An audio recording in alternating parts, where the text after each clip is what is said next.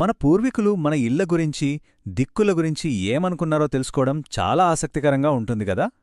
వాస్తుశాస్త్రం ప్రకారం మన ఇంటి దిక్కులు మన జీవితాన్ని ఎలా ప్రభావితం చేస్తాయో ఇప్పుడు లోతుగా చూద్దాం. ఈ ప్రశ్న కొత్తదేమీ కాదు, వేల ఏళ్లుగా మనల్ని ఆలోచింపజేస్తూనే ఉంది. దీనికి సమాధానంగానే వాస్తుశాస్త్రం లాంటివి పుట్టుకొచ్చాయి. అవి మన ఇళ్లను కేవలం కట్టడాలుగా కాకుండా ఒక కాస్మిక్ ఎనర్జీ గ్రిడ్గా, ఒక దివ్యమైన శక్తి క్షేత్రంగా చూస్తాయి. ఈ కాన్సెప్ట్నే వాస్తు దేవతా పదవిన్యాసం అంటారు. వినడానికి కొంచెం క్లిష్టంగా ఉన్నా దీని అర్థం చాలా సింపుల్. మన ఇంటిని ఒక చదరంగం బల్లలా ఊహించుకోండి. అందులో ప్రతి గడికి ఒక అధిదేవతను, ఒక ప్రత్యేక శక్తిని కేటాయించారు. ఈ పురాతన మ్యాప్ను అర్థం చేసుకోవడానికి మనం వాయువ్యం నుండి ఈశాన్యం వరకు ఒక చిన్న ప్రయాణం చేద్దాం. ఏ దిక్కులో ఏ శక్తి దాగి ఉందో చూద్దాం. సరే, మన ప్రయాణం మొదలవ్వబోతోంది. మనం వాయువ్యం అంటే నార్త్ వెస్ట్ దిశలో స్టార్ట్ చేద్దాం. వాస్తు గ్రిడ్లో దీనిని 28వ పదం లేదా 28వ జోన్గా గుర్తించారు. ఈ మొదటి మజిలీ బల్లాట దేవతది. ఈయన ఈ ప్రత్యేకమైన దిశకు అధిపతి అన్నమాట.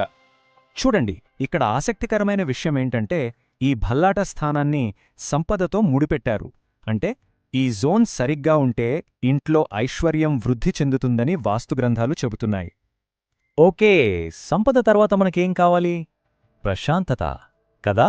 ఇప్పుడు మనం ఆ ప్రశాంతతనిచ్చే సోముడి రాజ్యంలోకి వెళ్తున్నాం. సోముడు అంటే చంద్రుడు. చంద్రుడు దేనికి ప్రతీక? చల్లదనానికి, శాంతికి. సరిగ్గా అందుకే ఈ స్థానం ఉత్తమమైన శాంతినిస్తుందని చెప్పడంలో ఆశ్చర్యం లేదు. అందుకే ఇక్కడ ఉత్తమం అని ప్రత్యేకంగా మెన్షన్ చేశారు. మన జర్నీ కంటిన్యూ అవుతోంది. ఇప్పుడు మనం భుజగదేవత స్థానానికి వచ్చాం. ఈయన నాగదేవతలకు అధిపతి. ఈ స్థానం సౌభాగ్యంతో ముడిపడి ఉంది. సౌభాగ్యమంటే కేవలం అదృష్టం మాత్రమే కాదు, అంతకు మించి సంపూర్ణ శ్రేయస్సు, కుటుంబ ఆనందం అన్నీ ఇందులోకే వస్తాయి. మన ప్రయాణంలో తర్వాతి మజిలీ అదితి దేవత స్థానం. మనమిప్పుడు అసలైన ఉత్తర దిక్కుకు అంటే ట్రూ నార్త్కి చాలా దగ్గరగా వచ్చేస్తున్నాం. ఈ ఉత్తర దిక్కులో శ్రేయస్సుకు ఎంత ప్రాధాన్యత ఉందో ఇక్కడ మనకు స్పష్టంగా తెలుస్తోంది. ఇక్కడ చెప్పిన ఫలితం ధనప్రాప్తి, అంటే ప్రత్యేకంగా డబ్బు చేతికి అందడం. అండ్ ఇక్కడతో మనం ఒక ముఖ్యమైన పాయింట్కి చేరుకున్నాం.